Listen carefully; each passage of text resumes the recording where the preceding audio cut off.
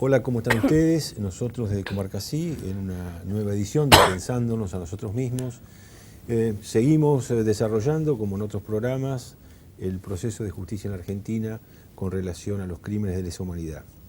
Como otras veces, tenemos la enorme colaboración de Adriana Taboada, del Centro de Memoria, Verdad y Justicia de Zona Norte, que periódicamente nos acompaña y nos aporta una actualización en torno al proceso de justicia, y también siempre estamos abordando en conjunto todos los ámbitos y dimensiones de los derechos humanos en nuestro país.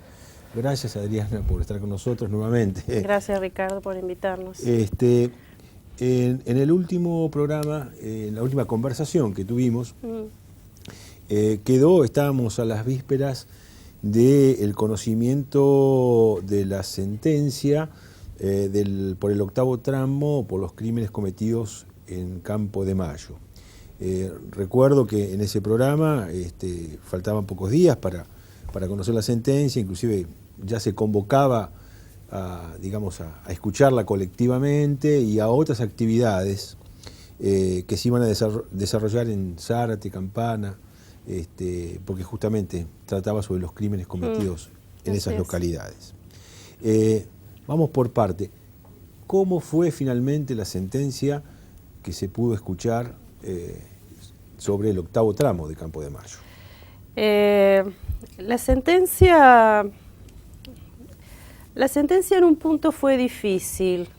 Este fue un juicio distinto para nosotros en Campo de Mayo porque todos los casos tomados, incorporados a este juicio, al 8º, era de compañeros y compañeras sobrevivientes, aunque muchos no llegaron al juicio porque han fallecido en estos años, pero sí eran sobrevivientes de los primeros días. Los secuestros se produjeron en el día del golpe y los días posteriores, y permanecieron entre 30 y 40 días desaparecidos. Después, en su mayoría, fueron legalizados y pasaron a las cárceles legales, ¿no? Entonces esto hacía de este juicio un juicio distinto para nosotros, tan poco acostumbrados a tener sobrevivientes. Claro. Entonces ellos allí esperaron años este juicio, un juicio donde expusieron a veces con mucha crudeza los grados de maltrato, de tortura, de tormento, de crueldad, de que fueron capaces, ¿no?, estos genocidas. Desde ese dolor y el acompañamiento de los familiares durante todos estos años, desde ese dolor se quisiera que las penas para los poquitísimos acusados de este juicio, uno quisiera que las penas fueran las máximas, y no fue lo que pasó.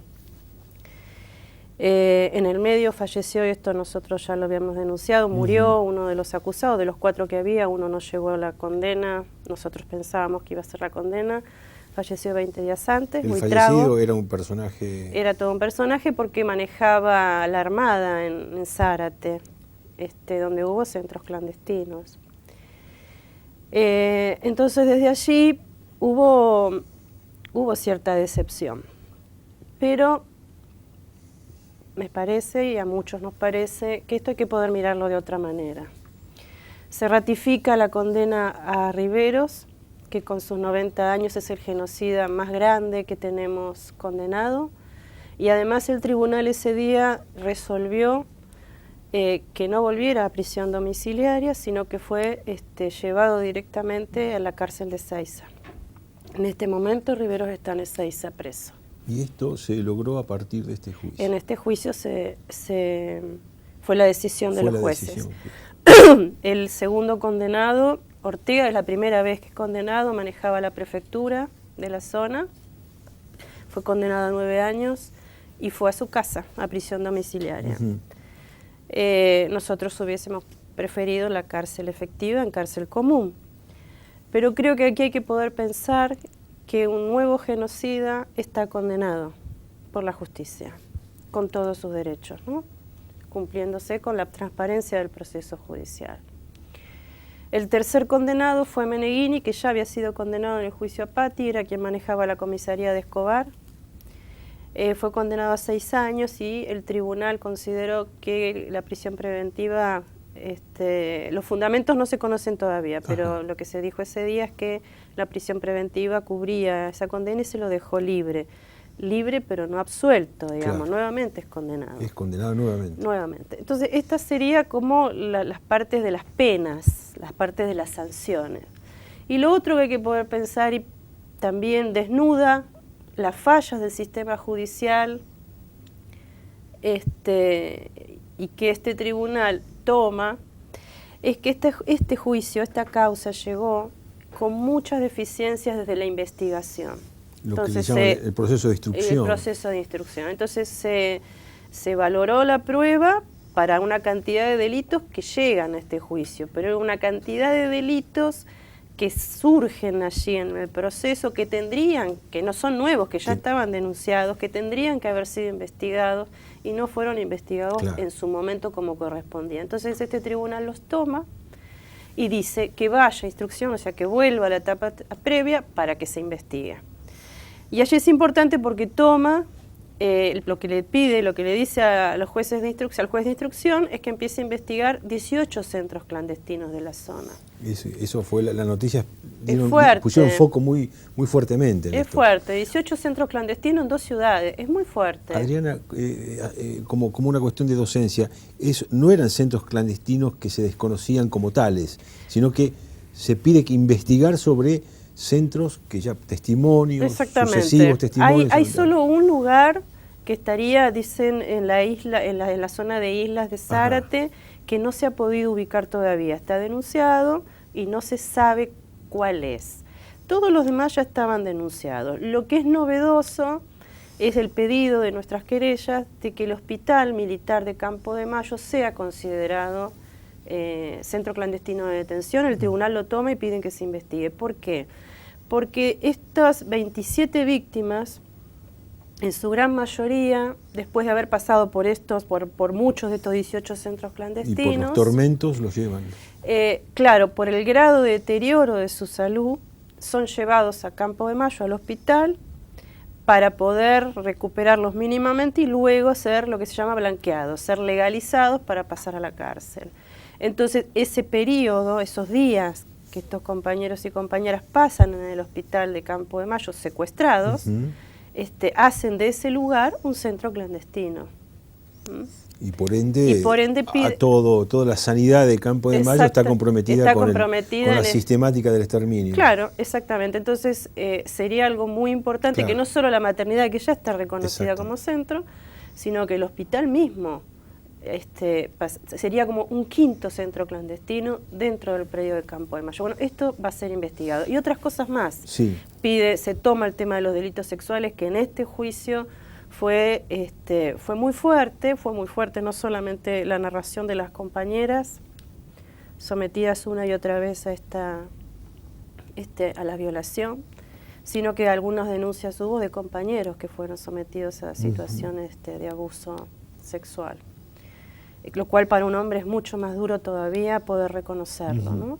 Y en este juicio se pudo, entonces esto también se toma y se pide su investigación. Y hubo una tercera cosa. Cuando decís que esto se pide una investigación, quiere decir que en el proceso de instrucción esto no se trató. No se trató. Recién se pudo exponer mediante el doloroso testimonio de las víctimas en estos estrados. Sí, forma parte de un proceso que se viene llevando no solamente en Campo de Mayo, sino que va ganando terreno en todo el país, digamos, ¿no? En el proceso judicial del todo el país. Pero es muy importante que sea incorporado ya en Campo de Mayo, ¿no? Esto es importante. Y te decía, hay otra situación que también para nosotros es valiosa y pedida por nuestras querellas, que en muchos casos los compañeros y compañeras fueron secuestrados y sus hijos menores, a veces muy chiquitos, fueron abandonados en las casas, fueron dejados solos. Entonces se pide que también ellos sean considerados víctimas de delito y por lo tanto que sean tomados como caso para investigar y llegar a juicio. Y esto también fue tomado y se remite a la instrucción para su investigación. Entonces, desde lo condenatorio, desde lo sancionatorio, hay 3 condenas. Riveros está en la cárcel, Ortega, que no tenía condena, la tiene, y aparece toda esta gama de delitos muy amplia que el tribunal considera, los toma como ciertos, como valiosos, y le dice a la jueza de instrucción, investíguelos. Cuando volvemos a apelar a tu capacidad docente, el significado, la importancia que los jueces hayan mandado a investigar e identificar estos centros clandestinos de detención, ¿cuál es la trascendencia en términos de lo que sigue en términos investigativos? Para mí hay una cuestión que es importante, que es volver a darle valor a la palabra de nuestros compañeros y compañeras víctimas, de nuestros sobrevivientes o de sus familiares. Entonces se le da valor, se considera que hay elementos para considerarlos ciertos, después se investiga, pero hay un valor de verdad. Los juicios, la palabra del Poder Judicial y de los jueces, tiene, esto ya lo hemos planteado en otras situaciones, tiene esta impronta cultural, es lo que uno considera verdadero. Entonces aquí hay algo que se está considerando como que hay que escuchar, que hay que tomarlo como que acá algo pasó, ¿no? Entonces eso tiene un valor, eso tiene un peso, no es que lo digo yo, ya hay alguien que me está dando crédito, está avalando lo que digo, ¿no? Entonces eso es importante. Todos aquellos que hayan estado hasta en los propios aparatos burocráticos, por ejemplo, policiales, digamos, porque algunos de estos 18 centros han sido comisarías, sí, las brigadas, sí, ¿no? Sí, efectivamente. Deberán ser investigados y hasta este momento no lo habían sido, ¿no? O sea que en realidad esto contribuye a ampliar la mirada sobre todo el aparato represivo. Totalmente. En sus múltiples dimensiones. Porque está la prefectura, porque está la Armada, porque está el Ejército, porque están las policías, claro que sí. Claro. La complicidad civil, porque ahí está el tema de Techín, Dalmine Siderca. Claro. ¿No? Hay denuncias no en este juicio, pero sí hay denuncias del lugar que ocupó el Club Dalmine como centro. El Club Dalmine. Sí, donde se retenía, se secuestraba y se sostenía a nuestros compañeros. Claro. Vamos a ir a una pequeña pausa, Adriana, y luego contanos después que se escuchó la sentencia y qué actividades hubo en Zárate, en Campana, en esa zona. Quería decir alguna otra cosa del tema de las condenas. Bien.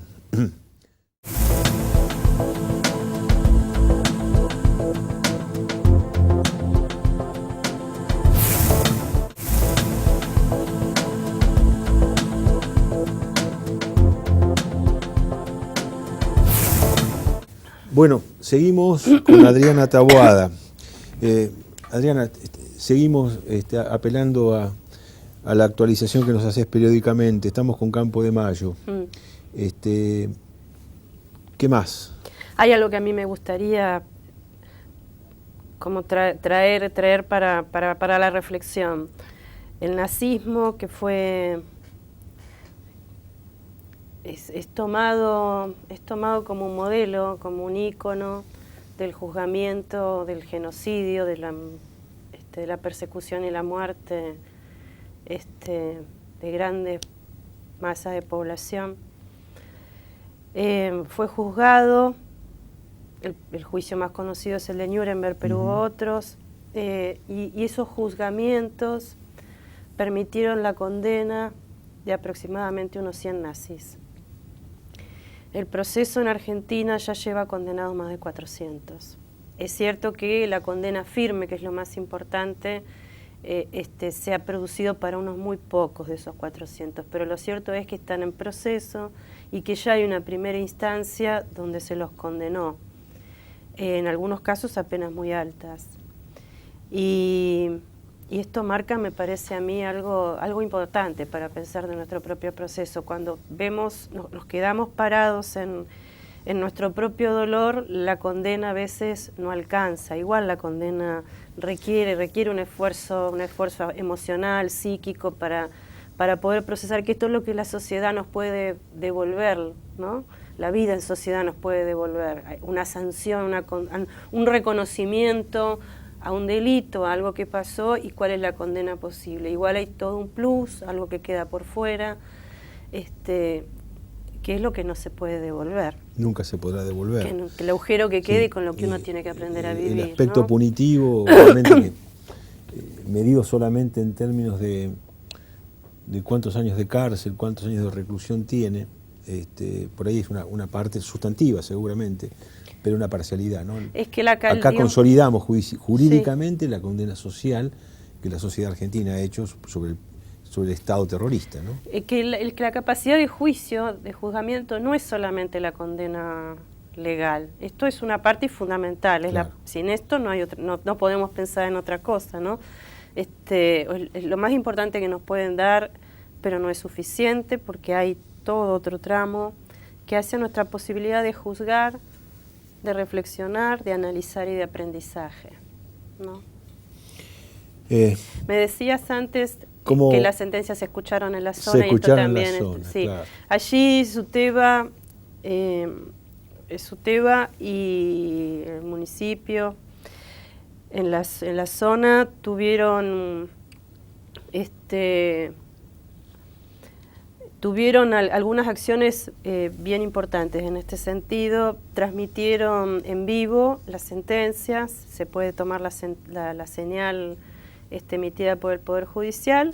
En cada lugar localmente se transmitió y se hizo una propuesta colectiva para poder escuchar esas sentencias con alumnos, con docentes, de los que habían participado ya del seminario de construcción de ciudadanía en el marco de los juicios por delitos de lesa humanidad que hemos organizado desde el Centro de Estudios sobre Genocidio de la Universidad de 3 de Febrero, Suteba, CTA, y la Comisión Memorial, Verdad y Justicia de Zona Norte. Ese proyecto se llevó adelante y como cierre, la propuesta en la zona fue escuchar con los chicos y los docentes esta sentencia, cosa que se hizo con mucho éxito. ¿Cuál fue el lugar exactamente? Uno se hizo en Suteba, en Zárate. En Zárate. Y por supuesto con una convocatoria pública y amplia, con otros familiares y los vecinos que pudieran y quisieran acompañar. Y en Campana con un espacio que posibilitó el municipio, que se comprometió fuerte también con esto, ¿no? Lo cual es importante, es importante que se haya hecho, que haya tenido. Yo estuve en San Martín, pero me contaron que fue muy exitoso, digamos, la asistencia. También va a haber colocación de algunas baldosas, ¿no? También. Y va a haber colocación de baldosas el sábado 14, este programa va a salir después, pero para nosotros es importante, es un compañero que queremos mucho, la familia de Ana María Barrera coloca la baldosa por ella en la puerta de su casa, el lugar donde ella fue secuestrado, en el barrio Lugo, en Campana. Sus hijos hoy son querellantes por su desaparición, así que es fuerte poder acompañarlos en este momento. Y el sábado 21 a las 11 va a haber una colocación de baldosas en Escobar, de un compañero llamado Jiménez, Ricardo Jiménez. Aquí es su hermano el que lleva todo el tema de memoria en sus hombros. En Loma Hermosa, que queda en el kilómetro 56 y medio de Panamericana, en la calle Congreve. Calle Congreve de Escobar. Y Junín, en Loma Verde, de Escobar, a las 11 de la mañana. Claro. Y esto es importante porque vamos como ganando espacios en zonas donde hasta aquí, bueno, la colocación de baldosas en norte es una actividad que ha empezado hace poco, pero además es muy importante avanzar en el territorio, en estas marcas, ¿no? Y que los vecinos puedan acompañar, porque los que desaparecieron allí fueron sus vecinos, ¿no? Ana María desaparece en su casa, ahí estaban los vecinos. Entonces esto es importante. Y también, si me dejas, el 21 se cumplen 13 años del asesinato de Mariano Huitis, y también a las 18 horas de ese sábado va a haber una actividad, como siempre, musical, porque Mariano era músico, y ha sido como la expresión que sus papás y su familia han sostenido durante todos estos años para poder recordarlo. Esto va a ser en la Plaza de Martínez. En Plaza de Martínez. Recordemos que Mariano es el hijo de nuestra compañera y amiga Raquel Huitis. Y de Jorge Huitis. Miembros y activistas y sostenedores del Centro de Memoria, Verdad y Justicia de Zona Norte. Sí, y que es importante también, ellos están en el marco de la finalización del proceso judicial por estos homicidios, el de Mariano y el de otro joven que estaba con él, y donde tienen que terminar de decidirse la condena a Champonois, que fue el asesino, y no la condena, sino el tiempo de prisión que le correspondería, ¿no? Pero bueno, esto también marca, al igual que en el movimiento de derechos humanos más vinculado al tema del genocidio, marca como del dolor y la pérdida, la gente intenta construir un mundo distinto, son papás muy comprometidos en las campañas contra la violencia institucional de la que fue víctima Mariano y que quedan unidas a la lucha por los derechos humanos vinculadas al genocidio, porque ambas, este tramo, digamos, de la que fue víctima Mariano, marca la continuidad de las prácticas, ¿no? Esto muestra las formas de hacer que no se han podido transformar desde nuestro punto de vista y que se han conservado desde el aparato represivo. Lo que recientemente con el aporte de Daniel Feierstein desarrollamos en un programa, el genocidio como práctica social. Exactamente. Sí. Es la forma de resolver los conflictos a través de este tipo de violencia. Claro. ¿No? Sí, el ejemplo de los Wittis como familia, como matrimonio es excepcional, ¿no? La actitud, cómo enfrentaron el drama, la tragedia familiar de una manera, digamos, se ha resuelto de una manera excepcional. Así que bueno, tenemos que saludar desde Comarca Sí a Raquel también y acompañarlos a ambos en el 21 de septiembre, ¿no? A las 18 recordando a Mariano, sí. Claro. Adriana, nos comentabas que anduviste por Ruta 8, Carmen de Areco, siguiendo con actividades importantísimas. ¿De qué se trató eso? Estuvimos con Marina Mapelli de Suteva. Suteva. Que es la compañera con la que venimos fuertemente trabajando, organizando, y el tema del seminario para los docentes, para que los docentes y los alumnos asistan a los juicios por delitos de lesa humanidad, en nuestro caso en Campo de Mayo, pero la idea es poder difundirlo y que pueda contagiar a otros a desarrollar sus propias estrategias en otros juicios, ¿no? Bueno, y ayer fuimos con el libro que ya en algún momento presentamos acá. Hermoso ese libro. La verdad que está, sí, a nosotros nos gusta mucho también. Se hizo una feria del libro en Capitán Sarmiento y Suteva presentó el libro en ese marco, en ese espacio, y la verdad que fue bárbaro porque era un día frío, de lluvia, era la noche y la sala que se nos asignó, el lugar que se nos asignó, tenía unas 200 personas presentes, de los cuales 150 eran alumnos de escuela secundaria. Y empezamos a las 8 y a las 10 nos empezaron a apagar la luz. Entonces eso marca, y se pasó el tiempo, y los chicos quedaban ahí, estaban interesados, ¿no? Digamos, uno nota el auditorio como, bueno, a ver cuando terminan y nos vamos, eran jóvenes. Sin embargo, estaban ahí súper atentos, todos vinieron a buscar su libro, lo cual para nosotros, digamos, esas son como las acciones que más nos interesan, ¿no? Las que están dirigidas a los jóvenes, donde participan los jóvenes, donde se interesan ellos, y uno siente que por lo menos están escuchando algo que se van pensando, y si se van pensando, tarea cumplida. Suteva está trabajando muy activamente en eso, Suteva ¿no? es el sindicato, te diría, que más activamente está trabajando en la temática de los juicios por delitos de lesa, con un compromiso activo de esta manera, desde la capacitación de sus docentes, de sus afiliados y los no afiliados, porque en esto ha sido generoso, tendría que decir. El seminario de capacitación está abierto a todos los docentes, no importa su afiliación gremial o si no la tienen.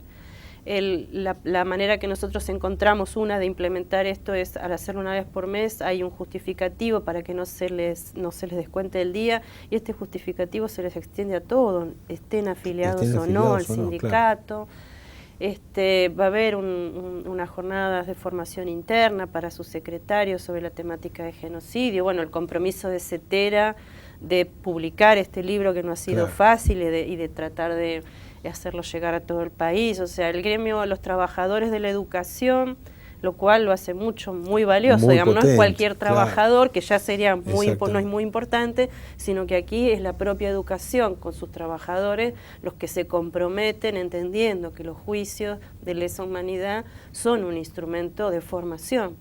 Entonces esto lo hace, para mí lo hace cobrar una dimensión extraordinaria como multiplicadores. Vamos a tratar de invitar entonces a la gente de Suteva de Derechos Humanos para que nos cuente esa experiencia. Yo creo que van a estar muy contentos de poder participar y contar todo lo que hacen, no solamente por los juicios, claro está, pero también por los juicios.